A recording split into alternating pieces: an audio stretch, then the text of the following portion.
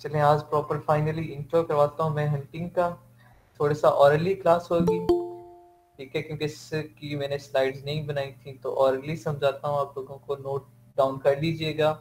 हाँ, अगर अभी समझना है तो बाद में रिकॉर्डिंग वीडियो से अपने नोट्स लाजमी बना लीजिएगा।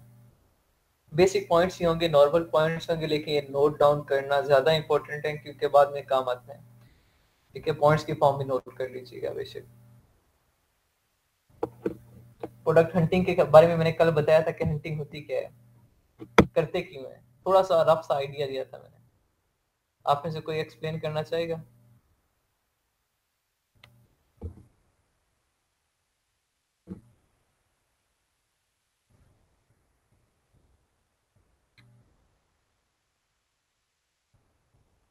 कोई भी?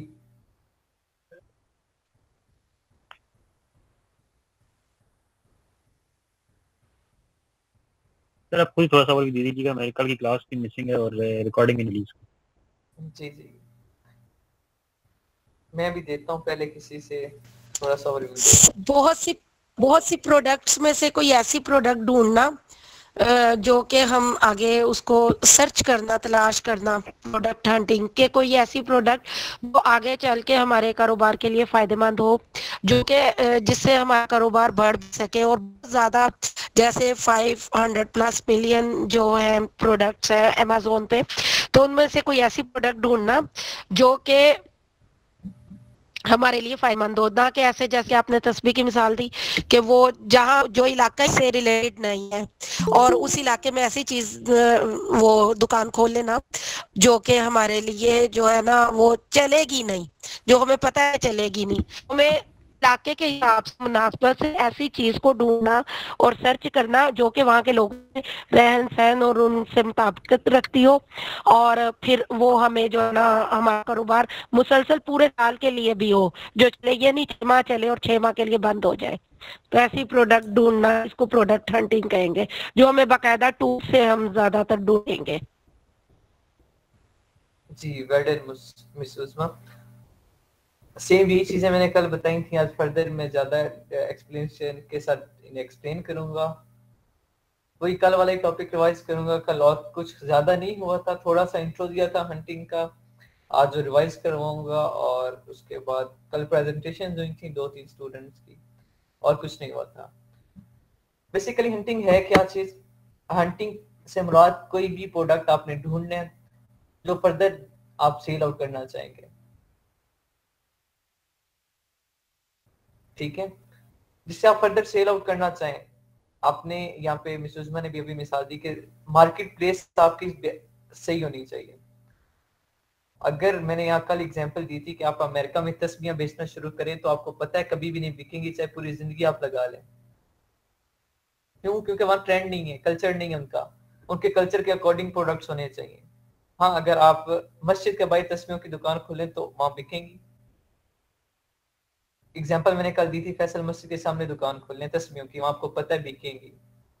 सिमिलरली कल्चर के अकॉर्डिंग प्रोडक्ट हंट करना है।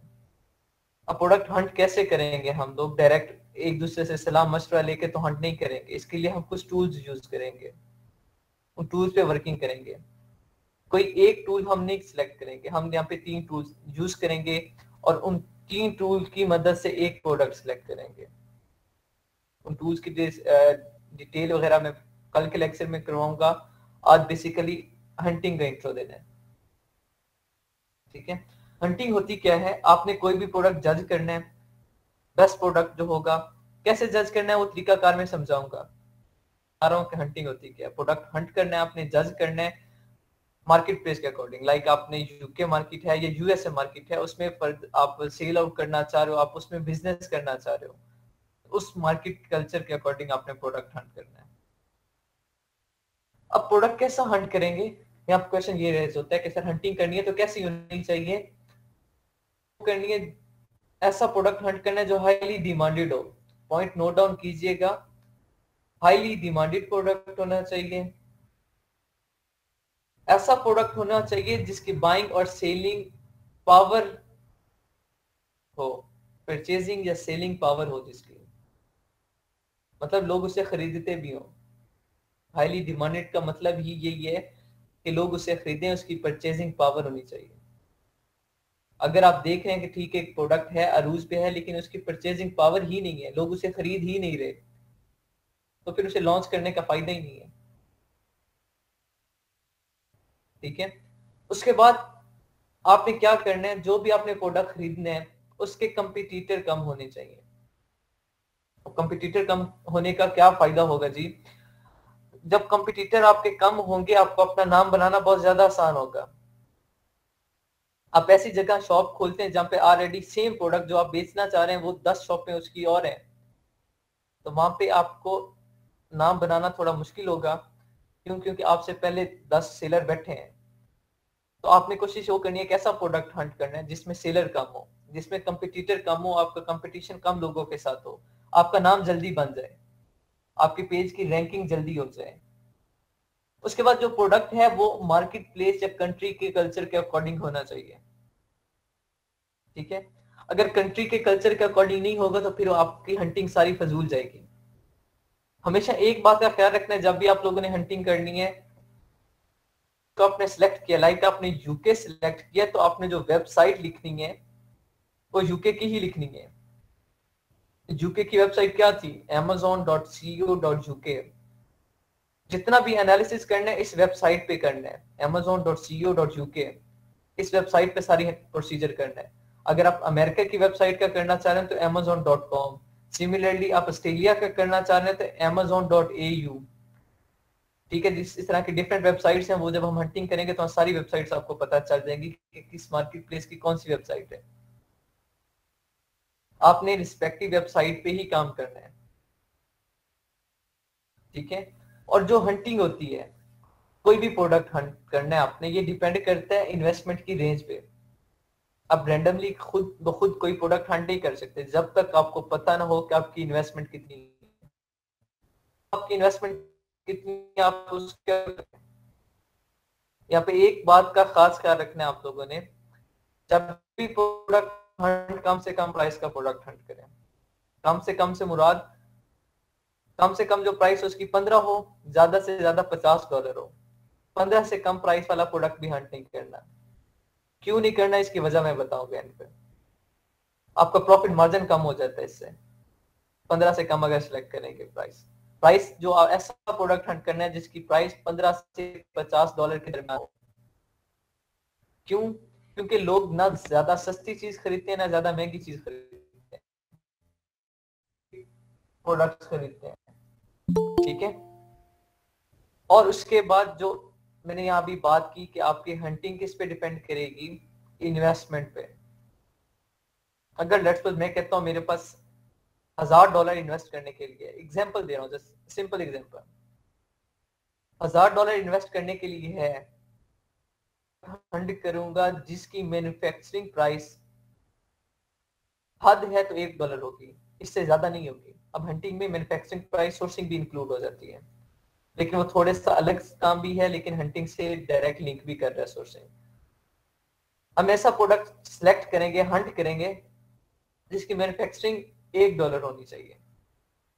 $1 होती है, सेलिंग प्राइस उसकी कितनी होगी जी? अगर लेट्स $1 भी मैन्युफैक्चरिंग हो रही है, सेलिंग प्राइस उसकी $8 $9 इतनी होगी तो मैं इस प्रोडक्ट में जाऊंगा।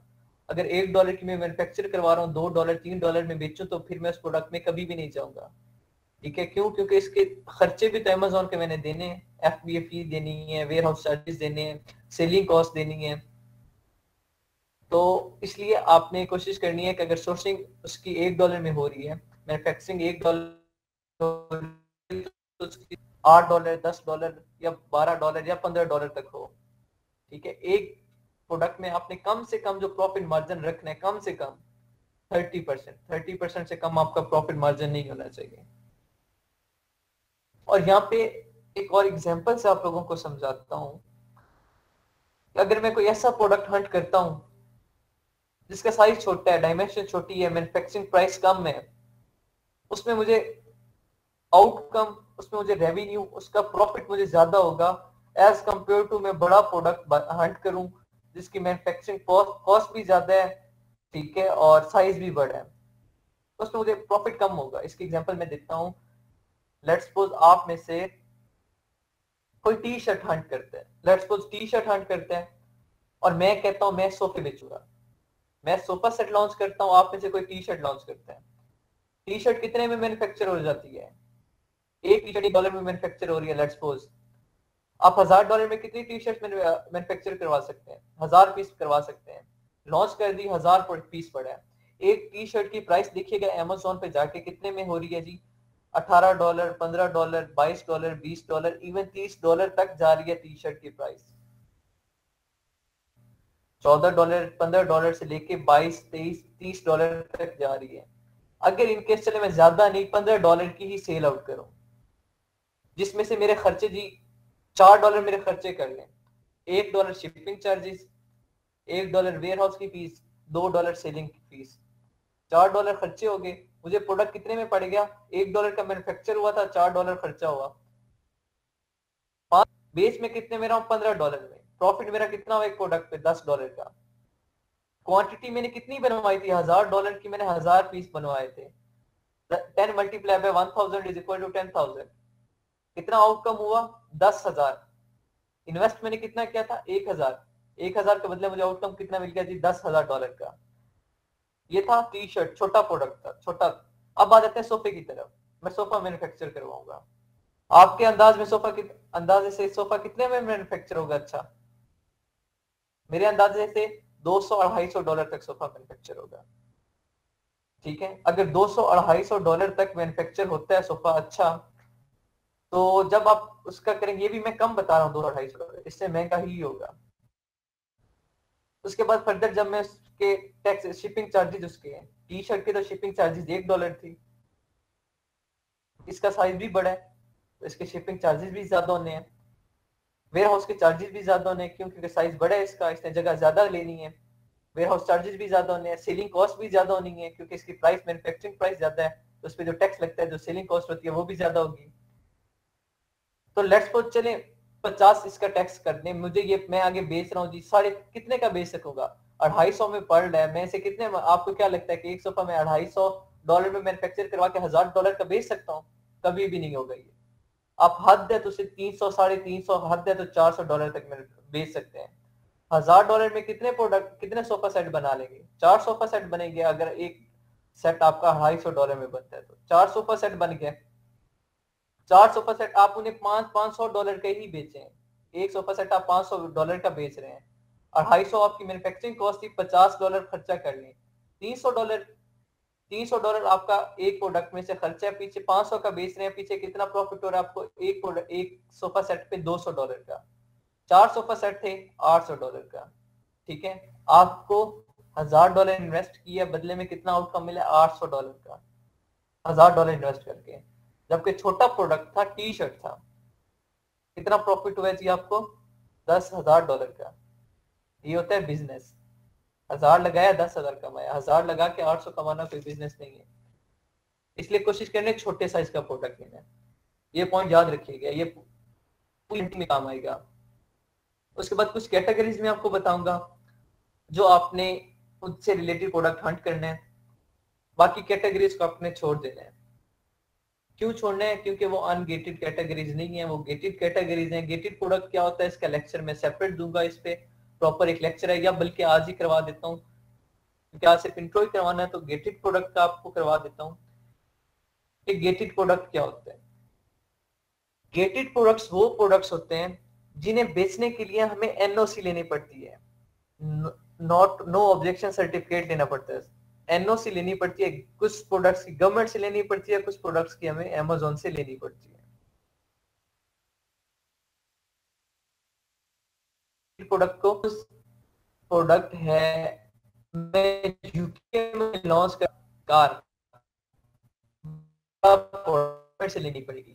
कार है, मैं यूके में लॉन्च करना चाह रहा हूँ, तो आपको क्या लगता है कि यूके की गवर्नमेंट अलाउ करेगी कि पाकिस्तान से या चाइना से मैं कार मैन्युफैक्चर करवा के यूके भेजूं?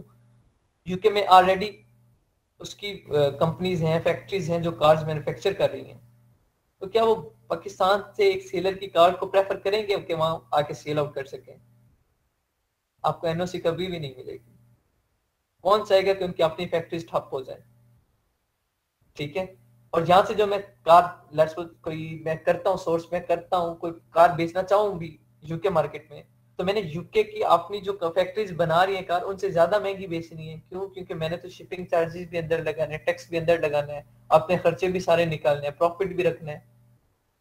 तो गवर्नमेंट बहुत कम चांस होते हैं कि आपको एनओसी दे, ऐसे प्रोडक्ट पे एनओसी नहीं देगी। लेकिन कुछ ऐसे प्रोडक्ट्स होते हैं जिन पे एनओसी दे देती है, लेकिन उसके खर्चे बहुत आ जाते हैं। एनओसी लेने के लिए आपको क्या लगता है गवर्नमेंट फ्री में आपको एनओसी देगी? उस पर टेस्ट होंगे, एनालिसिस होंगी, ठीक है, जितनी भी टीम्स बैठेंगी वो आपको उसके पे करेंगे चार्जेस। ये गेटेड प्रोडक्ट है, लाइक कार, मोटरसाइकिल, मोबाइल्स है।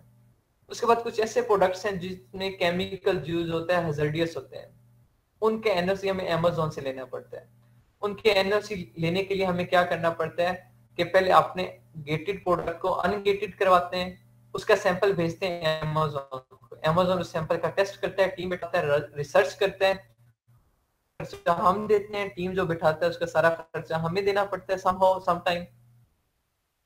और फिर अमेज़न हमसे कुछ चार्जेस लेते हैं कि इतने अमाउंट लूंगा मैं, आपका प्रोडक्ट अनगेटेड होगा, एनओसी मिल जाएगा, आप सेल आउट कर सकोगे, सारे खर्चे पड़ जाते हैं। तो इसलिए एज अ वर्चुअल असिस्टेंट आप गेटेड प्रोडक्ट को लॉन्च कर सकते हैं, कोई ममानत नहीं कर सकते हैं, लेकिन करने से पहले वो फुलफिल करने हैं, उनके लिए पैसे चाहिए। तो एज अ वर्चुअल असिस्टेंट आपने क्या करना है, ऐसे प्रोडक्ट्स हंट करके देने हैं जिन पे ये फजूल के खर्चे ना आए, सिर्फ कमीशन इन्वेस्ट करो, बदले में आउटकम ले लो। ऐसे प्रोडक्ट्स हो ताकि लोग खुशी खुशी आपके प्रोडक्ट्स लें, आपका नाम मार्केट में जल्दी बने, ठीक है। गेटेड प्रोडक्ट का थोड़ा सा आइडिया हुआ। अभी मैं कैटेगरीज बताऊंगा, गेटेड कैटेगरीज बताऊंगा, इनके अलावा जितनी भी कैटेगरीज होगी वो गेटेड, ठीक है। उसके बाद एंड पे आपको मैं क्राइटेरिया करवाता हूँ कि क्राइटेरिया क्या होता है। और एक और बात मिस उस्मा ने ही नहीं स्क्रीन शेयर नहीं की, मैं ऑरली बता रहा हूँ, ऑरली चीजें स्क्रीन में शेयर करता हूँ। अभी जब क्राइटेरिया करवाना है तब स्क्रीन शेयर करूंगा। अभी मिस उस्मा ने भी बताया, कल की क्लास में मैंने बताया था, उन्होंने रिपीट किया कि हम ऐसा प्रोडक्ट लेंगे जो पूरा साल चले, कोई ऐसा प्रोडक्ट नहीं लेंगे हम जो 6 माह चले या 1 माह चले, बाकी पूरा साल फ्री पड़ा रहे। ऐसा प्रोडक्ट हम नहीं लेंगे। ऐसे प्रोडक्ट जो साल में सिर्फ 1 माह या 1 सीजन चलता है, उस प्रोडक्ट को हम ट्रेंडी या सीजनल प्रोडक्ट कहते हैं। हम ऐसा प्रोडक्ट लेंगे जो नॉन ट्रेंडी या नॉन सीजनल हो, ठीक है, ये बात याद रखनी है। ये पॉइंट्स में फिर करूंगा। उसके बाद मैंने प्रॉफिट मार्जिन का आपको बता दिया कि प्रॉफिट मार्जिन कितना होना चाहिए जी, कम से कम 30%। 30% से ज्यादा तो नीचे जाना ही नहीं है आपने। 30% डेडलाइन है प्रॉफिट मार्जिन की। 30% में क्यों कह रहा हूँ, बार बार इस पे इतना फोर्स क्यों कर रहा हूँ, क्यों? क्योंकि जब आप ऑनलाइन काम करते हो आपको एड लगाना पड़ता है, आपको ऑफर्स देनी पड़ती हैं। ऑर्गेनिक 15% है, आपको अपने कंपटीटर, आपके साथ वाले ने प्राइस कम कर दी है तो आपको ऑटोमेटिकली प्राइस कम करनी पड़ सकती है। क्यों? क्योंकि वरना आपसे कोई प्रोडक्ट खरीदेगा नहीं। आप कम करते हो तो आपका प्रॉफिट मार्जिन और ज्यादा गिर जाएगा। पहले 15% था, $1 कम करो 10% रह जाएगा।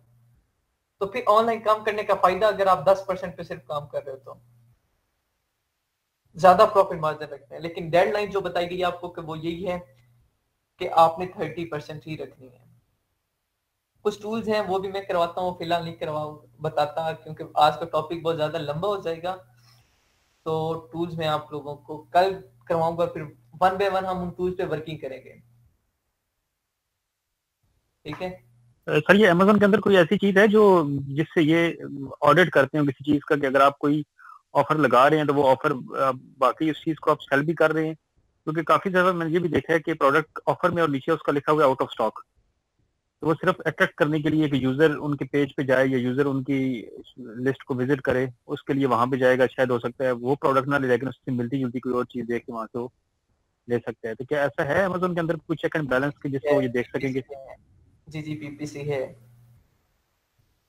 जी, पीपीसी के थ्रू, अगर इनके पीपीसी है उसमें होता है कि अगर इनकेस आपका एक सेलर है, उसकी रैंकिंग टॉप पे है और उसका स्टॉक खत्म हो चुका है, अगर आप उसका पेज विजिट करते हैं और सिर्फ आपको पता चलता है आउट ऑफ स्टॉक लिखा हुआ आ जाता है, उसकी इन्वेंट्री खत्म हो गई, तो आप नीचे जाएंगे तो रिलेटेड सर्चेज में आपके पास सेम प्रोडक्ट पड़ा होगा लेकिन सेलर कोई और होगा, आप उनका जाके वहां से प्रोडक्ट बाय कर सकते हैं।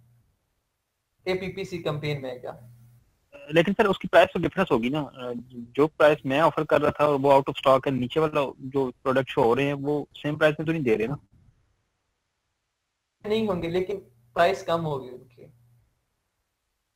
ये प्रोडक्ट टारगेटिंग में आता है, टॉपिक से थोड़ा सा हटके है, कंफ्यूज नहीं होना, ये चीजें मैं समझाऊंगा। प्रोडक्ट टारगेटिंग होती है ये, इसमें जो एड्स लगे होते हैं वही प्रोडक्ट्स आपके पास आएंगे उसकी डिटेल पेज पे जिनकी प्राइस उसकी प्राइस से कम होगी और उनकी जो क्वालिटी से बेस्ट क्वालिटी वहां पे एड्स शो होंगे। ठीक है, ये प्रोडक्ट टारगेटिंग होती है। तो आपने मैन्युफैक्चरिंग कॉस्ट बताई है $1, उसके बाद जो बाकी कॉस्ट है वो सारी कैलकुलेटेड है, फिक्स होती है, या कि वो कुछ ऐसी चीज होती है जो हिडन होती है? और डिपेंड करती है वो साइज पे, ये मैं आप लोगों को बताऊंगा। हम इसमें करेंगे रेवेन्यू कैलकुलेटर करेंगे, उस पे ये सारी जितनी भी हमारे खर्चे आ रहे हैं, जो कि हमने एफबी चार्जेस कितने देने हैं, वेयर हाउस चार्जेस कितने देने हैं, सेलिंग कॉस्ट कितनी देनी है, शिपिंग कॉस्ट कितनी होगी और हमारा प्रॉफिट मार्जिन एंड पे कितना बचता है, ये सारा एक लेक्चर होगा आपका, ये सोर्सिंग के बाद होगा। अच्छा, इसमें ये चीज कंफर्म होगी कि जो आपने कैलकुलेशन में जो चीज मेंशन की है एग्जैक्ट वही चीज बाद में होगी, या कि वेरी कर सकते हैं? वेरी कर सकते हैं लेकिन डिपेंड करता है आपके साइज पे, आपके प्रोडक्ट के साइज पे। ज्यादा वेरी नहीं करेगा, सम हो वेरी करेगा। यहाँ करेंगे उससे ज्यादा नहीं होगा, उससे कम ही होगा, उससे ज्यादा नहीं हो सकता, उससे कम ही होगा। हम यहाँ पे जो एस्टिमेट लगाएंगे वो ज्यादा का लगाएंगे। ठीक है, लाइक जब मेहमान आते हैं तो हम खाना कम नहीं बनाते, हम ज्यादा ही बनाते हैं, सेम यही काम होगा यहाँ पे। ये जो बफर रखते हैं तो ये हम प्रॉफिट से निकालते हैं, ये जो एक्स्ट्रा हम एस्टिमेटेड बफर रखते हैं, अगर लेट्स सपोज कि वो इंक्रीज हो जाता है कुछ चीज हमारी एक्सपेक्टेशन से, तो वो हम फिर प्रॉफिट मार्जिन को रिड्यूस करते हैं 30% को, आगे प्रॉफिट उतना ही रहता है? नहीं, जो प्रॉफिट होगा टोटल उसी को करेंगे, कुछ करना ही नहीं है ना आपने, वो तो कुछ करें ज्यादा कहो। एक लाइन आपको दी गई है 30%, 30% से कम तो जाना ही है ना आपने। ठीक है, थैंक यू जी। मैं लिस्ट बताता हूँ आपको, कुछ कैटेगरीज बता रहा हूँ जो गेटेड कैटेगरीज हैं, ये कैटेगरीज आप नोट डाउन कीजिएगा। इन कैटेगरी से हम प्रोडक्ट हंटिंग करेंगे, इन कैटेगरी से हमने प्रोडक्ट हंट करना है। सबसे पहले आ रही है ऑटोमोबाइल। ये ऐसे प्रोडक्ट्स हैं, ये गेटेड प्रोडक्ट्स हैं, गेटेड कैटेगरीज हैं जो मैं बता रहा हूँ। ऑटोमोबाइल्स हैं, ठीक है, ये फर्दर मैं सारी कैटेगरीज बताता हूँ। ये गेटेड कैटेगरीज हैं जिनसे हमने अवॉइड करना है, जिनमें हमने प्रोडक्ट हंट नहीं करना, इनसे अवॉइड करना है। ऑटोमोबाइल्स हैं, ये गेटेड कैटेगरीज हैं। ऑटोमोबाइल्स में क्या आता है, कार, मोटरसाइकिल, ये जितने भी व्हीकल्स आते हैं वो ऑटोमोबाइल्स में आ जाते हैं। हम उनसे अवॉइड करेंगे, ऐसे प्रोडक्ट्स हमने हंट नहीं करने। हम बेबी टॉय कार हो सकती है, मैं असल ऑटोमोबाइल्स की बात कर रहा हूँ। आपको पता है लॉन्च करने के लिए एनओसी चाहिए, एक्स्ट्रा खर्चे चाहिए, तो उनसे बचने के लिए, उन सरदर्द से बचने के लिए हम क्या करते हैं, इन कैटेगरीज को छोड़ देंगे, इनसे प्रोडक्ट हंट नहीं करेंगे। नेक्स्ट कैटेगरी है बेबी। अब बेबी में फर्दर दो सब कैटेगरीज हैं, एक बेबी केयर से रिलेटेड है, एक बेबी टॉयज वगैरह से रिलेटेड है। अब बेबी केयर में भी आगे फर्दर बहुत सी कैटेगरी, सब कैटेगरीज आ जाती हैं, लेकिन यहाँ पे मैं एक एक्सप्लेन करूंगा। अब बेबी कैटेगरी में टॉयज तो आप कोई भी ले सकते हैं, लेकिन शर्त यही है कि जो लाइक ये शक्कर होता है, बेबी शक्कर, चूसनी जिसे हम पंजाबी में बोलते हैं, अदरवाइज इंग्लिश में बेबी शक्कर बोलते हैं, वो है उसका जो लेटेक्स बना होता है वो एक हजार्डियस मटेरियल से ना बना हो, उस पे टेस्ट होता है, अमेज़न उस पे टेस्ट करता है। अगर आप मैन्युफैक्चरर से सारी डिटेल लेके सेंड कर दो अमेज़न को कि ये इसकी मैन्युफैक्चरिंग मटेरियल है, ये मटेरियल यूज हुआ है, तो अमेज़न आपको एनओसी दे देता है। सिमिलरली लोशन, सोप्स वगैरह जो बेबी केयर से रिलेटेड हैं प्रोडक्ट्स, हम उनसे अवॉइड करते हैं। क्यों? क्योंकि उनमें केमिकल यूज होते हैं, वो लैब सिंथेसाइज प्रोडक्ट्स होते हैं, गेटेड कैटेगरी में आ जाते हैं, तो हम उनसे अवॉइड करते हैं क्योंकि हमें अमेज़न से एनओसी चाहिए होता है। बेबी टॉयज वगैरह बाकी सब कुछ। उसके बाद ऑटोमोबाइल, बेबी, देन आ जाता है हेल्थ एंड हाउस होल्ड। आप Amazon पे मेडिसिन सेल आउट नहीं कर सकते, से रिलेटेड है, आप Amazon पे सेल आउट नहीं कर सकते, ठीक है। तो इनसे अवॉइड करना है, कोई ऐसा प्रोडक्ट आप लोगों ने नहीं लेना। देन आ जाता है ब्यूटी। अब ब्यूटी में मेकअप किट की ही एग्जांपल,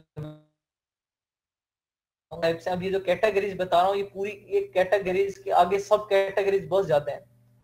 तो ये बस मेन मैं आप लोगों को आइडिया देने के लिए कि किस तरह का प्रोडक्ट हमें नहीं चाहिए, किस तरह के प्रोडक्ट में हमें नहीं जाना, इसलिए मैं कैटेगरीज को एक्सप्लेन कर रहा हूँ। कैटेगरी है तो इस कैटेगरी में जाना ही नहीं है, इस कैटेगरी में आप फर्दर जाओ, मेकअप किट में बहुत सी चीजें आ जाती हैं। ये फोम होता है कि वो जो फेस पाउडर लगाते हैं, वो उसे क्या बोलते हैं, फोम होता है जिससे वो फेस पाउडर फेस पे लगाते हैं, वो भी तो ब्यूटी में आ रहा है, फैशन में आ रहा है, आप वो तो बेच कर सकते हो, वो गेटेड नहीं है। लेकिन लिपस्टिक, वो फेस पाउडर, जो क्रीम्स हैं, ब्यूटी क्रीम्स हैं, 100 चीजें होती हैं ये मेकअप किट में, ये गेटेड है, ठीक है। इनसे अवॉइड करना है, क्यों? क्योंकि इनकी मैन्युफैक्चरिंग में केमिकल्स यूज हो रहे होते हैं, हैजर्डियस होती हैं, तो एनओसी लेनी पड़ती है। उसके बाद टॉयज एंड गेम्स हैं। अब टॉयज की बात वही आ जाती है कि ऐसे टॉयज जिनमें बैटरी यूज हो, लिथियम आयन यूज हो, वो नहीं लेना। अब ये Amazon को इससे एतराज नहीं होगा, टॉयज और गेम्स जो है ये गेटेड कैटेगरी इसलिए है। कुछ इसमें अब टॉयज और गेम्स में बहुत से टॉयज हैं, बहुत से गेम्स हैं, लेकिन कुछ टॉयज ऐसे हैं जो गेटेड कैटेगरीज में आ जाते हैं, जिनमें बैटरी यूज हो रही होती है। अब जब भी हम अपना प्रोडक्ट भेजते हैं, लेट्स सपोज शिपिंग करवा दी, वेयर हाउस चार्जेस में वहां बैटरी स्पार्क कर सकती है, पर हमें नहीं पता कितना अर्सा हमारे बैटरी प्रोडक्ट ने वहां रहना है, चाहे एक हफ्ता रहे, चाहे 1 माह रहे, चाहे 1 साल रहे, हमें नहीं आइडिया। वहां पड़ी पड़ी बैटरी स्पार्क कर सकती हैं और कुछ भी हो सकता है, तो इसलिए ये गेटेड कैटेगरी कंसीडर होती है। ऐसे टॉयज जिसमें इलेक्ट्रिकल इक्विपमेंट यूज हो, अदरवाइज बाकी टॉयज आप सेल कर सकते हो। मोस्टली टॉयज में तो बैटरीज हैं ही। अब कुछ छोटी कार है उसमें अगर वो डबल ए ट्रिपल है, अगर बड़ी में जाए तो वो फिर दूसरी बैटरीज होंगी। ये डबल ए ट्रिपल ए भी बैन है या कि सिर्फ आप उस बड़ी बैटरी की बात कर रहे हैं जो चार्जिंग वाली है? नहीं, चार्जेबल जो है उसकी बात कर रहा हूँ, जो छोटे सेल्स वगैरह हैं जो, उनकी बात नहीं कर रहा मैं, ठीक है। हाँ, सेल वगैरह की बात नहीं, वो तो नहीं होते, बस स्पार्क नहीं करते। उसके बाद हाँ जी, इंडस्ट्रियल और साइंटिफिक प्रोडक्ट्स जो इंडस्ट्री में बने, ठीक है। इंडस्ट्री से मुराद केमिकल इंडस्ट्री में, यहाँ पे हर प्रोडक्ट इंडस्ट्री में बन रहा है जो केमिकली सिंथेसाइज हो, जो केमिकल इंडस्ट्री में बने। अब उसमें सोप्स आ जाते हैं, फैशन से रिलेटेड प्रोडक्ट्स आ जाते हैं, ठीक है। जो ऐसे प्रोडक्ट्स जो हम जब भी खरीदते हैं कहीं से, तो हम पहले सोचते हैं यार इसका कोई साइड इफेक्ट तो नहीं होगा। ऐसा प्रोडक्ट जिसके बारे में हम सोचते हैं कि इसका साइड इफेक्ट होगा, अगर मैं इस तरीके से यूज करता हूँ तो ये साइड इफेक्ट होगा, लाइक ये क्रीम्स वगैरह से रिलेटेड जो होते हैं, जो डायरेक्ट हेल्थ पे इफेक्ट करते हैं। उसके बाद इलेक्ट्रॉनिक्स की आप जितनी भी अप्लायंसेज हैं, रेफ्रिजरेटर, ओवन, ठीक है, आयरन, इस तरह के प्रोडक्ट से अवॉइड करना है, इस तरह के प्रोडक्ट सेल आउट नहीं करना है। वहाँ मिलियंस ऑफ प्रोडक्ट्स पड़े हैं, लेकिन ये कुछ ऐसे प्रोडक्ट्स हैं जिनसे अवॉइड करना है। फूड से रिलेटेड जितने भी प्रोडक्ट हैं आपको उनसे अवॉइड करना है। फूड में नहीं जाना। क्यों नहीं जाना? अब फूड डायरेक्ट तो नहीं इफेक्ट कर सकती आपकी हेल्थ को, लेकिन वो क्या होता है, पड़ी पड़ी एक्सपायर हो जाती है, स्पॉइल हो जाती है, नहीं होता। तो इसलिए ऐसे प्रोडक्ट से आपने बचना है। कुछ मेन कैटेगरीज हैं, जब हम स्टार्ट करेंगे तो बहुत से हमारे प्रोडक्ट्स आएंगे, हमें प्रोडक्ट देख के अंदाजा हो जाएगा ये गेटेड प्रोडक्ट है, इसे नहीं लेना, ये लेता हूँ। अरे सर, इलेक्ट्रॉनिक्स में जो छोटे आइटम्स हैं, लाइक जिसमें कोई एलईडी लाइट्स हैं, अगर वो बैटरी के बगैर हैं डायरेक्ट, तो वो हम यूज कर सकते हैं या कि वो अगर हेल्थ पॉइंट यूज कर सकते हैं, वो सेल आउट कर सकते हैं। नहीं वो सेल आउट कर सकते हैं। तो ये जो decoration health point of view से उस पे भी ऑब्जेक्शन है कि वो आइस के लिए जो है ना कुछ हैं जो नहीं वो आप बीम लेजर नहीं, आप बीम लेजर तो नहीं ना करें। ये नॉर्मल लेजर जो है वो डायरेक्ट इफेक्ट नहीं करती, वो तो हमारा एक कॉन्सेप्ट होता है कि आंखें खराब कर देती है। अगर वो हैजर्डियस होती तो लॉन्च ही ना होता वो प्रोडक्ट। बीम लेजर है वो आपको लॉन्च करने किसी ने नहीं देनी, वो ऑब्वियसली फिर कौन बाय करेगा, बहुत कम ही लोग बाय करेंगे, तो वो लॉन्च आप करेंगे नहीं। नॉर्मल जो लाइट्स हैं, डेकोरेशन लाइट्स हैं, ये आप कर सकते हैं। वैसे उनके अंदर भी तो सर्किट और बैटरी तो है ना, उनके अंदर भी तो सर्किट्स हैं, लेकिन आप वही बात आ गई ना, आपने पहले कहा सर अगर इनकेस बैटरीज ना हो तो फिर अवॉइड करें। प्रोडक्ट्स और बहुत ज्यादा सारे हैं। सही, ठीक। ठीक है जी। सिंपल कहने की बात इतनी सी थी कि हमने वो प्रोडक्ट नहीं लेना जिसका हेल्थ पे इफेक्ट हो, या ऐसा प्रोडक्ट जो केमिकली सिंथेसाइज हो, जिसमें केमिकल यूज हुए हो और हेल्थ के लिए हजार्डियस हो, डेंजरस हो, हमने वो प्रोडक्ट नहीं लेना। उसके अलावा सारे प्रोडक्ट्स अलाउ हैं, लेकिन फिर भी कुछ शर्तें हैं कि हमने कौन से प्रोडक्ट्स नहीं लेने। कुछ तो गेटेड कैटेगरीज मैंने बता दी कि इन प्रोडक्ट्स आपने अवॉइड करने, ये नहीं लेने। अब कुछ और थोड़ी सी हैं रिस्ट्रिक्शंस है आपके लिए हंटिंग में, इनको भी नोट डाउन कीजिएगा। ये गेटेड कैटेगरी से नहीं है, लेकिन वैसे रिस्ट्रिक्शंस हैं। आपने ऐसे प्रोडक्ट्स नहीं लेने जो इजीली ब्रेकेबल हो। इजीली ब्रेकेबल नहीं लेने, क्यों? क्योंकि शिपिंग के दौरान, डिलीवरी के दौरान, या वहां पे स्टोरेज के दौरान इजीली ब्रेकेबल, अगर लेट्स सपोज आप कहते हो मैं गिलास, ये कांच का जो गिलास है मैं ये सेल आउट करूं, तो आपने इसकी पैकिंग ऐसी करवानी है कि इजीली ब्रेक ना हो। पैकिंग है, अगर हाँ आप सिंपल रफली करवाते हैं तो फिर तो ऑब्वियसली इन्होंने टूटना है। पैकेजिंग करवाएं प्रॉपर, उनके अंदर पोर्शंस बनाएं और वहां पे गिलास सेट करें, जैसे आपके पास आ रहे होते हैं ये डब्बे में पैक होते हैं और हर गिलास का अलग पोर्शन बना होता है। इस तरह की पैकिंग करवाएं, फिर इन्हें आप कर सकते हैं। डायरेक्ट ट्रांसपोर्ट अगर आप करते हैं, बड़ा सा एक मिरर ले लें, आप कहते हैं मैं मिरर सेल आउट करता हूँ, और सिंपल मिरर का कोई फ्रेम नहीं है, सिर्फ मिरर आप सेल आउट कर रहे हैं, वो इजीली ब्रेकेबल है। ऐसे प्रोडक्ट्स अवॉइड करना है जो इजीली ब्रेकेबल हों। ओवरवेट प्रोडक्ट से अवॉइड करना है। जो वेट रिकमेंडेड है वो अभी मैं आपको क्राइटेरिया भी करवाऊंगा, उस पर भी लिखा हुआ है। रिकमेंडेड वेट 2 किलो है, 2 kg, 5 LB, 2 kg या 5 LB दोनों इक्वल है। नहीं होना चाहिए आपके प्रोडक्ट का वेट, इससे ज्यादा क्यों नहीं होना चाहिए? ओवर वेट हो जाता है और फिर उसके शिपिंग चार्जेस ज्यादा होते हैं, वेयर हाउस चार्जेस ज्यादा होते हैं, डिलीवरी चार्जेस ज्यादा होते हैं, और हमारी जो प्रॉफिट मार्जिन है वो कम हो जाता है। 2 किलो से ज्यादा वेट का प्रोडक्ट नहीं होना चाहिए। एज अ विच आप कर भी सकते हैं, लेकिन यहाँ as a best virtual assistant आपको अपना मार्केट में नाम बनाने के लिए जो रिकमेंडेशन दी जाती है वो ये है। ठीक है, उसके बाद ऐसा प्रोडक्ट जो हजार्डियस हो, जो हेजमेट हो हेल्थ के लिए, वो नहीं लेना, वो मैं बता चुका हूँ। लिथियम आयन जिसमें यूज हो, आपने वो प्रोडक्ट नहीं लेना। उसके बाद एक और है कि जिसमें मल्टीपल वेरिएशंस हो, ऐसा प्रोडक्ट जिसमें मल्टीपल वेरिएशंस हो, आपने वो नहीं लेना। अगर वो लेते हैं तो उसमें क्या होता है, आपने पढ़ा है एसिन, अमेज़न स्टैंडर्ड आइडेंटिफिकेशन नंबर, एसिन पढ़ा है। आपको ये भी पता है कि हर वेरिएशन के लिए अलग बाय करना पड़ना है, हर वेरिएशन के वेयर हाउस चार्जेस अलग हैं, हर वेरिएशन के आपने एफबीए चार्जेस अलग देने हैं, हर वेरिएशन की सेलिंग कॉस्ट अलग है, हर वेरिएशन का एसिन आपने अलग बाय करना है, तो खर्चे बढ़ जाते हैं। अगर इन्वेस्टमेंट है तो आप जाएं, नहीं है तो फिर मल्टीपल वेरिएशन, अगर छोड़ी इन्वेस्टमेंट है $10,000 है, $15,000 है, तो फिर मल्टीपल वेरिएशंस में ना जाएं। और ऐसा प्रोडक्ट लेने जिसकी रिटर्न रेशियो कम हो। अब रिटर्न रेशियो किस प्रोडक्ट की कम होगी? ऑब्वियसली जिसमें वेरिएशंस कम होंगी।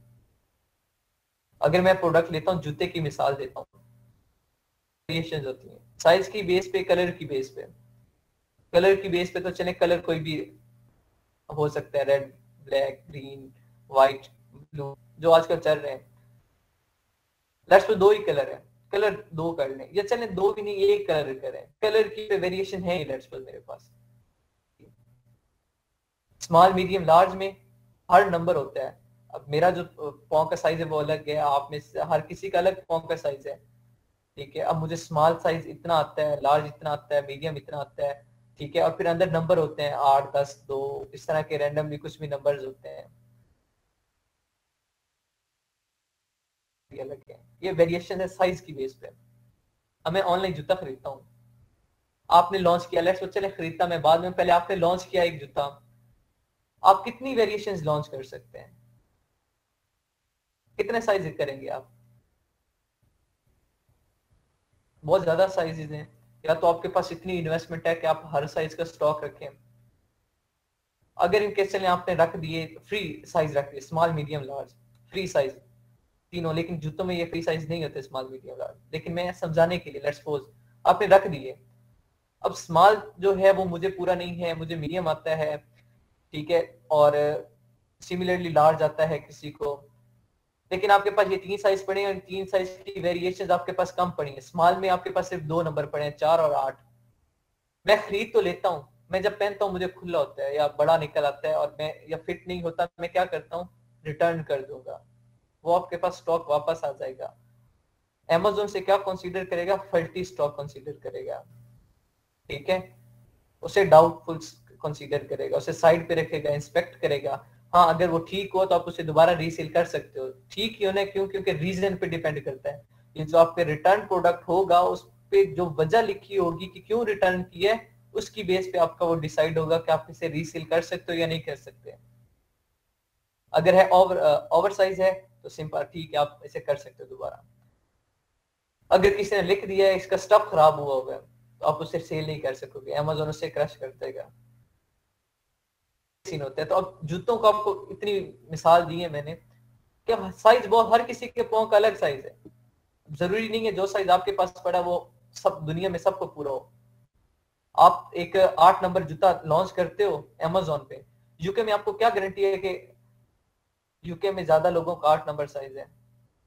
क्या पता किसी का 6 हो, किसी का 5 हो, किसी का 9 हो, तो वहां पे रिटर्न रेशियो बहुत ज्यादा होगी। तो ऐसा प्रोडक्ट जिसमें रिटर्न रेशियो ज्यादा होती है उससे अवॉइड करना है, ठीक है। हाँ, टी शर्ट्स में रिटर्न रेशियो कम होती है, क्यों? क्योंकि वो एडजस्टेबल होती हैं, हो जाती हैं, उनके फ्री साइज होते हैं स्मॉल मीडियम लार्ज, उनमें रिटर्न रेशियो नहीं होती, लेकिन उनमें वेरिएशंस मल्टीपल होती हैं, ठीक है। ये थे कुछ प्रोडक्ट्स जो मैंने आप लोगों को बताए। साथ ही माइक्रो पीएल रैपिड लॉन्च, कुछ टॉपिक्स हैं, patent, micro PL, rapid launch, ये मैं आपको कल करवाऊंगा। और क्राइटेरिया की तरफ थोड़ा सा मूव करते हैं, वो समझाता हूँ। ये माइक्रो पीएल, रैपिड लॉन्च और पेटेंट होगा, और कल इंशाल्लाह हम वर्किंग इंशाल्लाह स्टार्ट करेंगे। स्क्रीन में शेयर करता हूँ, विजिबल हो तो बताइएगा।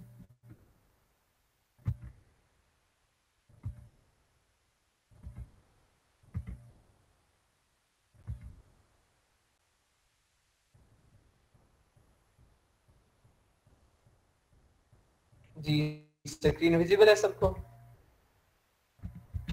जी सर। जी सर। ठीक हो गया। अच्छा, ये पुराना हो गया टेक्निक, आपने ये नहीं करनी। ये जो मैं हाईलाइट कर रहा हूँ ना, ये जो मैं ड्रॉ कर रहा हूँ, आपने नहीं करना, मतलब ये इन पे अमल नहीं करना, ये क्रॉस है।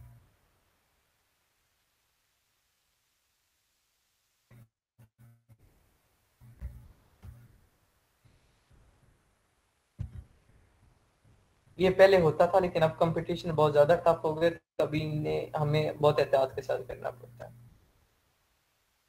ये आपका क्राइटेरिया है। अब क्राइटेरिया क्या होता है, जब भी मैंने यहाँ पे एक बात की थी, आपकी हंटिंग किस पे डिपेंड करती है, आपकी इन्वेस्टमेंट की रेंज कितनी है, उस पे आप प्रोडक्ट हंट करेंगे, उसके अकॉर्डिंग प्रोडक्ट हंट करेंगे। 12 पॉइंट है क्राइटेरिया के, इन्हें आपने फॉलो करना है। ये समझें, ये क्राइटेरिया जो आपके सामने लिखा हुआ है, ये आपके हंटिंग की बैकबोन है, ये स्ट्रक्चर है आपकी हंटिंग का, इसकी बेस पे आपकी हंटिंग स्टैंड करेगी। ये आपने कुछ है, सबसे पहला काम आपका क्या होगा जी, अपनी इन्वेस्टमेंट चेक करना, मेरी इन्वेस्टमेंट कितनी है। उसके बाद जो आपका काम होगा, अपनी इन्वेस्टमेंट देखने के बाद, अपनी आपको पता है मेरे पास इन्वेस्टमेंट कितनी है जी, $10,000 $15,000। इट्स मीन आप जा सकते हैं यूएसए यूके मार्केट में। तो ये जो आपके पास सामने क्राइटेरिया शो रहा है, ये यूएसए यूके मार्केट का है। सिर्फ यूएसए का होता था, लेकिन आजकल यूके मार्केट भी टॉप पे जा रही है। तो ये जो क्राइटेरिया है, ये यूएसए यूके मार्केट दोनों का है। इसमें क्या होता है, सबसे पहला ऑप्शन है average reviews of top 10 sellers 1500 JS extension और हीलियम 10। JS और हीलियम 10 ये टूल्स हैं, जंगल स्काउट, हीलियम 10 और वायरल लॉन्च, ये कुछ टूल्स हैं, ये मैं आप लोगों को बताऊंगा, इन पे हमने वर्किंग करनी है फर्दर वन बाय वन। जब भी कोई प्रोडक्ट खरीदते हैं, प्रोडक्ट अच्छा था या बुरा था, अब पाकिस्तान में ये ट्रेंड नहीं है लेकिन आउट ऑफ कंट्री ये बहुत ज्यादा ट्रेंड है, लोग रिव्यू करते हैं, फीडबैक देते हैं कि प्रोडक्ट अच्छा था या बुरा था, वो एज अ रिव्यू काउंट होता है। रिव्यूज यहाँ पे कितने बताए गए हैं जी कि टॉप 10 सेलर के रिव्यूज 1500 हों। अब 1500 का मतलब 1500 है, 1500 से ज्यादा नहीं। हम ऐसा प्रोडक्ट हंट करेंगे जिसके रिव्यूज कम हो, रिव्यूज जितने कम होंगे हमारा प्रोडक्ट उतना अच्छा होगा, ठीक है। कंपटीटर कम होंगे, अगर रिव्यूज कम है इट्स मीन हमारे कंपटीटर कम होंगे, अगर कंपटीटर हैं भी सही तो उनका नाम इतना ज्यादा नहीं है, अगर रिव्यूज ज्यादा होंगे तो इट्स मीन उनका नाम बहुत ज्यादा है, मार्केट में उनका नाम बहुत ज्यादा बड़ा है, मुश्किल होगा। हम ऐसा प्रोडक्ट लेंगे जिनके रिव्यूज 1500 से कम हो, यूएस यूके या 1500 से कम हो, टॉप 10 सेलर्स के। टॉप 10 कैसे होते हैं वो फर्दर जब हम टूल्स पे काम करेंगे आपको समझ आ जाएगी। मिनिमम 12,000 एग्जैक्ट क्या होगा जब हम कोई भी प्रोडक्ट सर्च करेंगे, 1000 होना चाहिए मिनिमम, जंगल स्काउट और हीलियम 10 के अकॉर्डिंग।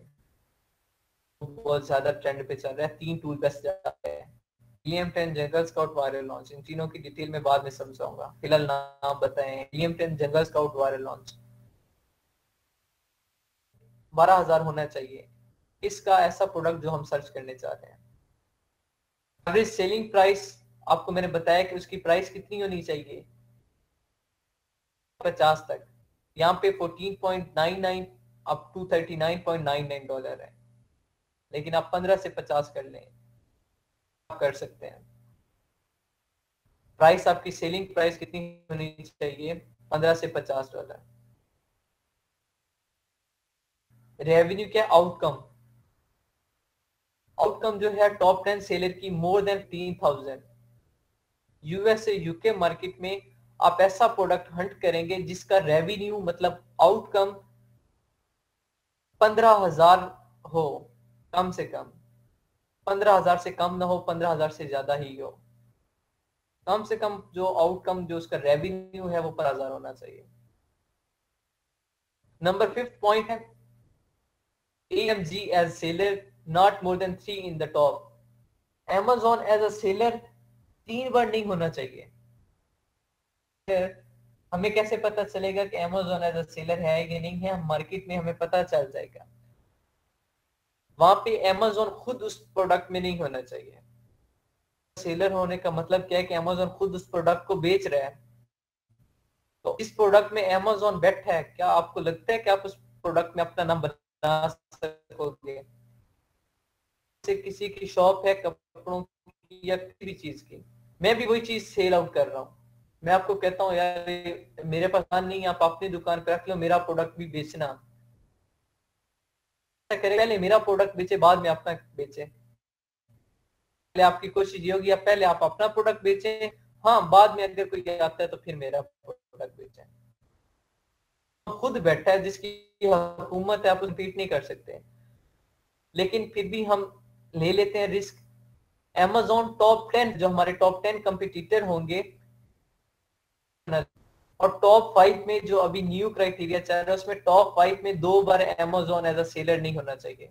ये हमें पता कैसे चलेगा, अभी मैं सिर्फ आपको पॉइंट्स बता रहा हूँ कि ये चीजें हमने ख्याल में रखें, जब परसों हम प्रैक्टिकल काम करेंगे तो ये सारी चीजें हमने प्रैक्टिकली देखनी है, ये सारी पढ़ रहे हैं, ये एक एक चीज हमने प्रैक्टिकली वहां करनी है, तो समझ आ जाएगी कि बड़ी अब हम प्रैक्टिकली कर रहे हैं इस तरीके से करनी है। तो कंफ्यूज नहीं होना, पहले सिर्फ समझे जो मैं समझा रहा हूँ। Not more then 3 time 3 listing of same brand in the top 10। Brand domination का क्या मतलब है, सेलर टॉप 10 में 3 बार नहीं बैठा होना चाहिए। अगर एक ऐसी जगह ब्रांड है, कोई भी लेट्स सपोज खाड़ी ले लें, यहाँ लेट्स सपोज खाड़ी की एक जगह 4 फ्रेंचाइजीज हैं या 5 फ्रेंचाइजीज हैं, वहां जाके मैं अपना एक ब्रांड भी ओपन कर लूं, कोई भी लोकल सा ब्रांड ओपन कर लूं, तो आपको क्या लगता है कि मेरा ब्रांड प्रमोट होगा? हालांकि खाड़ी बहुत पुराना बैठा है और 4-5 फ्रेंचाइजीज हैं उसकी, मेरा ब्रांड फजूल होगा। बच्चे कुछ एक ग्राहक मेरे पास आएंगे, बाकी जो ज्यादा ग्राहक होंगे वो खाड़ी के पास ही जाएंगे। डोमिनेशन होती है, इसका मतलब कि एक ब्रांड है, उसकी ज्यादा सारी फ्रेंचाइजीज, ज्यादा सारी उसकी लिस्टिंग्स हैं, 2 या 3 बार बैठा है। अगर वो 2 या 3 बार से ज्यादा बैठा है तो हम उस पे फिर उस प्रोडक्ट में नहीं जाते। क्यों? क्योंकि वो सारा रेवेन्यू, सारी सेल्स वो ब्रांड लेके जा रहे होते हैं, बाकी सबके पास बच्चा कुछ आ होता है, थोड़ा बहुत जो ग्राहक बच जाते हैं वो उनके पास आ रहे हैं, ज्यादा है वो उन्हीं के पास जाते हैं। तो ऐसे प्रोडक्ट में हम नहीं जाएंगे जिसमें ब्रांड डोमिनेंट हो। ब्रांड डोमिनेशन से हमें कैसे पता चलेगा कि ब्रांड डोमिनेंट है या नहीं है?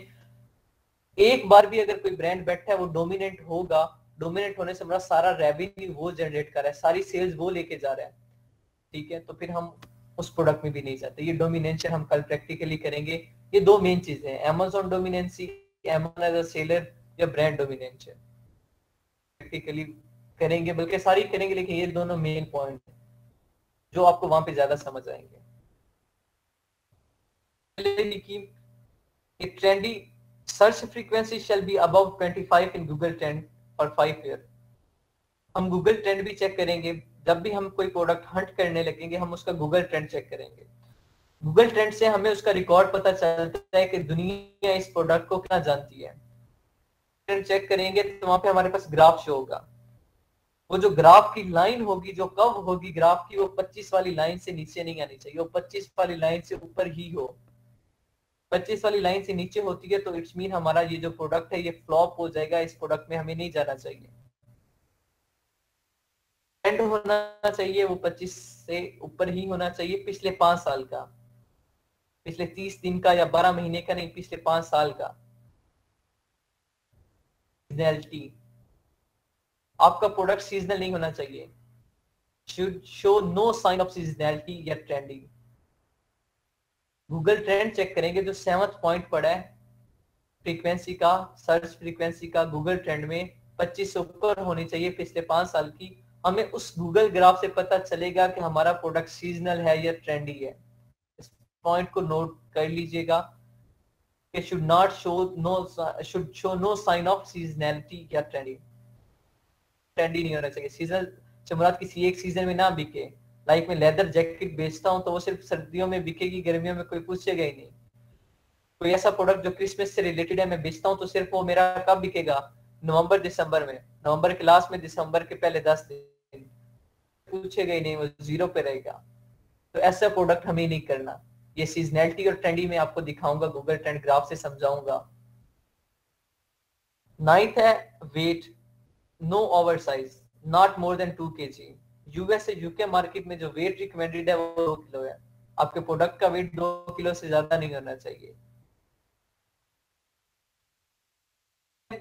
प्रोडक्ट रेटिंग, आपका प्रोडक्ट की रेटिंग होती है, आपका जो लिस्टिंग पेज है उसकी रेटिंग होती है, रैंकिंग होती है। वो रेटिंग आपकी 4.2 से ज्यादा होनी चाहिए। वो स्टार्स होते हैं, आपको स्टार मिलते हैं ना, लाइक ये जो आप प्ले स्टोर से एप्स करते हैं तो ये इनके भी एड्स आ जाते हैं। कभी कभी आप ऐप यूज कर रहे हो कोई भी, तो वहां आ जाता है रेट अस और नीचे स्टार बने होते हैं। एक रेयर केसेस है, हम कभी करें, हम करते नहीं है, हम कहते हैं नेवर रिमाइंड या रिमाइंड मी लेटर, हम ये कर देते हैं मोस्टली। और बहुत रेयर केसेस होते हैं कि हम उन्हें रेटिंग करें, लेकिन वो रेटिंग उनके लिए जिंदगी मौत का फैसला होती है। अगर रेटिंग अच्छी हो जाती है तो आपका प्रोडक्ट अच्छा सेल हो जाता है, अगर रेटिंग अच्छी नहीं है तो आपके प्रोडक्ट की सेल्स अच्छी नहीं होती। तो रेटिंग जो है वो 4.2 से अबव होनी चाहिए टॉप 10 की, 4.2 से बिलो 9 नहीं हो किसी की भी। देन आ जाता है listing life. Listing life of products in top 10 should be higher than 6 month. Listing life का क्या मतलब है? इसका मतलब है कि आपका प्रोडक्ट जो है, जो टॉप 10 सेलर होंगे वो कम से कम 6 माह पुराने होने चाहिए बेच रहे हो। ये ना हो कि कल बेचने आए और वो हमारे कंपटीटर बने, नहीं, कंपटीटर से हम बहुत कुछ सीखते हैं, तो इसलिए वो कम से कम 6 माह पुराने होने चाहिए। उनके जो लिस्टिंग लाइफ है वो 6 माह पुरानी होनी चाहिए। 12th पॉइंट है, लास्ट पॉइंट है, वैल्यू एडिशन इफ एप्लीकेबल, सामने लिखा हुआ है इफ एप्लीकेबल, अगर जरूरत हो तो। Add a low price product as a value addition up to cost of 1 USD। अब वैल्यू एडिशन क्या होता है? इसमें हम अपने प्रोडक्ट के साथ एक प्रोडक्ट को प्रमोट करने के लिए एक ऑफर लगाते हैं। लाइक आपने कभी देखा होगा, आप केचप खरीदो तो साथ मसाला फ्री मिल रहा होता है, ठीक है। कभी कभी तो ऐसा होता है केचप खरीदो साथ विनीगर फ्री मिल जाता है। आप बिस्किट का पूरा डब्बा खरीदो तो साथ चॉकलेट फ्री हो रही होती है। इस तरह की छोटी बहुत ऑफर्स लगी होती है प्रमोट करने के लिए। अगर हम इस तरह की कोई ऑफर लगाएंगे साथ, तो हम ऐसा प्रोडक्ट साथ, छोटा प्रोडक्ट, ऐसा प्रोडक्ट लगाएंगे जिसकी प्राइस हद है $1, उससे ज्यादा नहीं होनी चाहिए, उससे कम ही होनी चाहिए। लेकिन ये हर वक्त जरूरत नहीं होती, और होती है प्रोडक्ट को प्रमोट करने की। लेकिन अगर इन केस हम ये वाली यूज करते हैं वैल्यू एडिशन वाली, तो उसमें हम प्रोडक्ट लो प्राइस का रखेंगे, हाई प्राइस का प्रोडक्ट नहीं करेंगे। ये था क्राइटेरिया यूएसए यूके मार्केट के लिए। और ये क्राइटेरिया है जी मैक्सिको, ऑस्ट्रेलिया, यूएई, जर्मनी और बाकी जो न्यू वेबसाइट्स, जो न्यू मार्केट प्लेसेस है उनके लिए।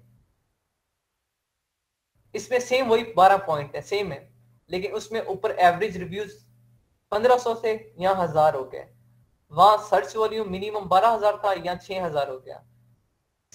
15 थी, 15 से 39 थी, लेकिन मैंने आपको रिकमेंड की 15 से 50, यहाँ पे 11, तकरीबन 12 से लेके 25 तक। लेकिन रिकमेंड मैं यही करूंगा कि इससे 12 से लेके अब 40 तक कर सकते हैं। रेवेन्यू वहां पे कम से कम 15,000 था, यहाँ पे 10,000 हो गया।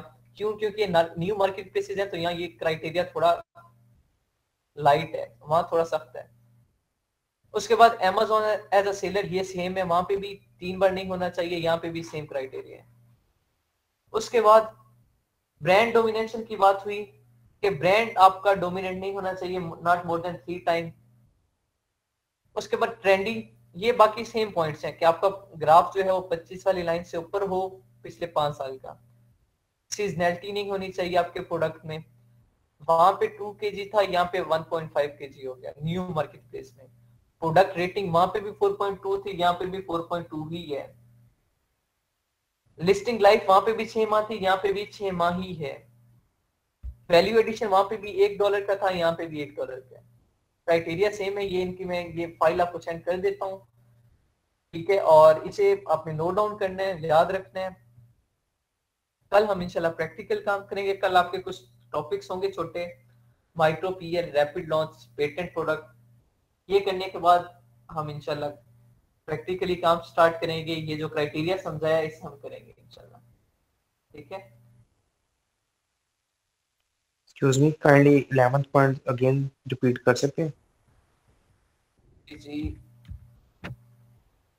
Listing life of product in top 10 should be more than 6 month। इसका मतलब है कि आपका जो प्रोडक्ट है, जो कंपटीटर है, टॉप 10 कंपटीटर होंगे जो हमारे, उन्हें अपना प्रोडक्ट लॉन्च किए हुए, मतलब उन्हें ऑनलाइन बिजनेस स्टार्ट किए हुए कम से कम 6 माह होने चाहिए। वो 6 माह पुराने होने चाहिए, ठीक है। थैंक यू जी वेलकम। 12 पॉइंट्स क्लियर हैं ये सबको? सर मेरा एक क्वेश्चन है।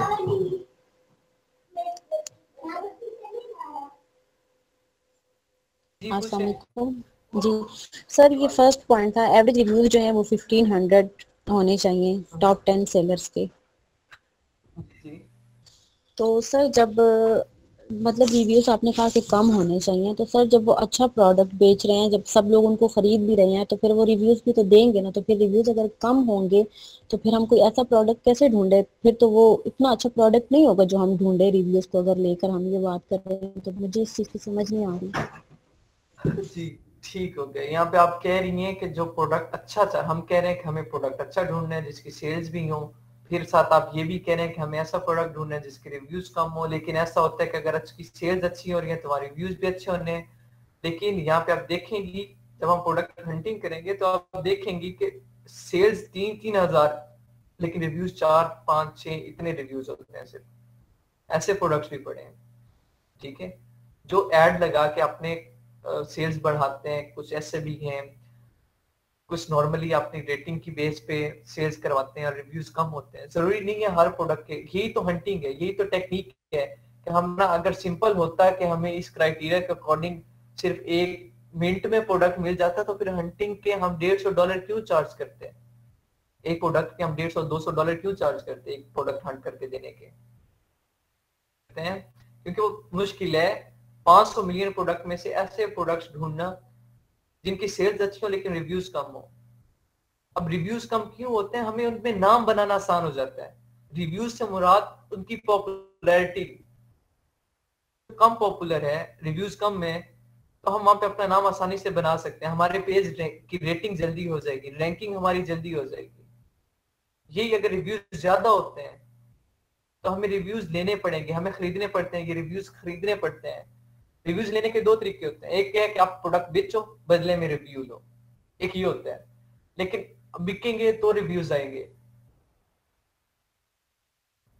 लेट्स सपोज आपके 1000 रिव्यू है ना, आपके 1000 सेल्स एक महीने में, आपका प्रोडक्ट ऐसा है, एवरेज प्रोडक्ट है, आप महीने में सिर्फ 1000 सेल्स नहीं होती, 500 सेल्स होती है।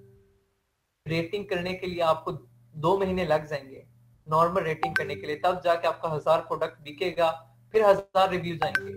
अगर यही आप करें, प्रॉक्सी मार्केटिंग होती है, उसमें क्या होता है कि आप फेक रिव्यूज लेते हैं, आप ऑफर्स लगाते हैं, ठीक है, उसकी कुछ टेक्निक्स होती हैं। बाय 1 गेट 1 फ्री ऑफर लगाई, आपसे वो प्रोडक्ट खरीदते हैं, बाय 1 गेट 1 फ्री के चक्कर में वो रिव्यू दे जाते हैं, लेकिन वो महंगी भी पड़ती है, लेकिन रैंकिंग जल्दी हो जाती है। प्रॉक्सी मार्केटिंग में ये होता है, हम डीलिंग होती है हमारी एजेंट्स के साथ। ये इसमें एजेंट्स होते हैं बहुत ज्यादा। एजेंट्स को हम बताते हैं कि हम अपना प्रोडक्ट की प्रॉक्सी मार्केटिंग कर रहे हैं। उसमें क्या होता है कि आप प्रोडक्ट खरीदो हमसे, हम आपकी जो आप अमाउंट पे करेंगे प्रोडक्ट की, वो भी आपको वापस कर देंगे और प्रोडक्ट भी आप अपने पास रखिएगा। प्रॉक्सी मार्केटिंग होती है, और बदले में हमें रिव्यू चाहिए, वो रिव्यू दे देते हैं। इस तरीके से हम रिव्यूज लेते हैं। हमें अपना नाम बनाने के लिए मार्केट में ऐसा प्रोडक्ट चाहिए होगा जिसके रिव्यूज कम हो। अगर रिव्यूज ज्यादा होते हैं तो हमारा नाम बनाना मुश्किल हो जाएगा, हमारे खर्चे बढ़ जाएंगे, हमें ज्यादा इन्वेस्टमेंट चाहिए होगी अपना नाम बनाने के लिए, ठीक है। फर्दर जब हम पीपीसी कैंपेन पढ़ेंगे तब आपको रिव्यूज की इंपॉर्टेंस समझ आएगी, साथ हंटिंग में भी आ जाएगी, लेकिन ज्यादा एक्सप्लेनेशन और ज्यादा डिटेल में वहां समझ आएगी, ठीक है जी सर, ठीक। बाकी पॉइंट्स क्लियर हैं सबके? जी सर क्लियर है जी, गुड हो गया। चलें, ये नोट डाउन कर लीजिएगा। कल इंशाल्लाह 3 छोटे टॉपिक्स हैं, वो 10-15 मिनट में कवर हो जाएंगे, फिर हम इंशाल्लाह प्रैक्टिकली काम टूल पे करेंगे, ठीक है, ये क्राइटेरिया फुलफिल करेंगे,